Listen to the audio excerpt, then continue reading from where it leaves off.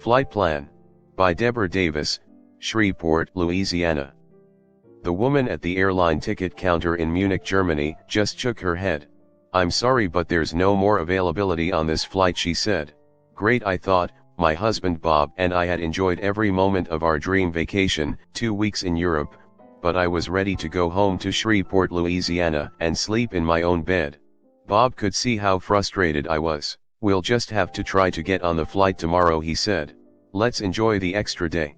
Bob's right, I thought. There were more important things to be worried about. My son Joe, a first lieutenant in the Army 82nd Airborne Division, would be returning to Fort Bragg in North Carolina for a short R&R from his tour of duty in Baghdad.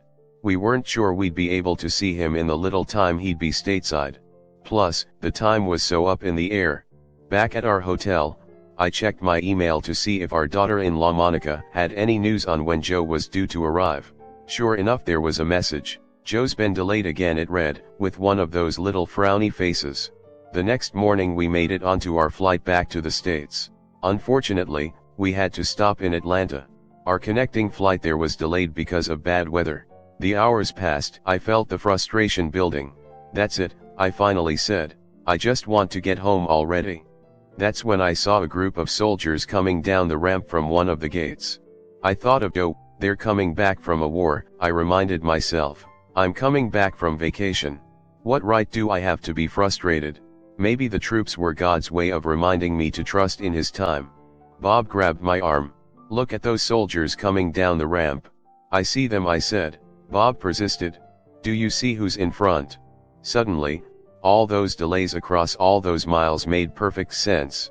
I rushed toward my son Joe's open arms. Habakkuk chapter 2 verse 3. "For still the vision awaits its time. It hastens to the end, it will not lie. If it seems slow, wait for it. It will surely come. It will not delay.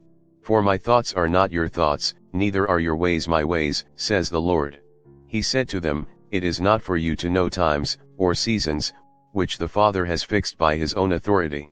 For everything there is a season, and a time for every matter under heaven."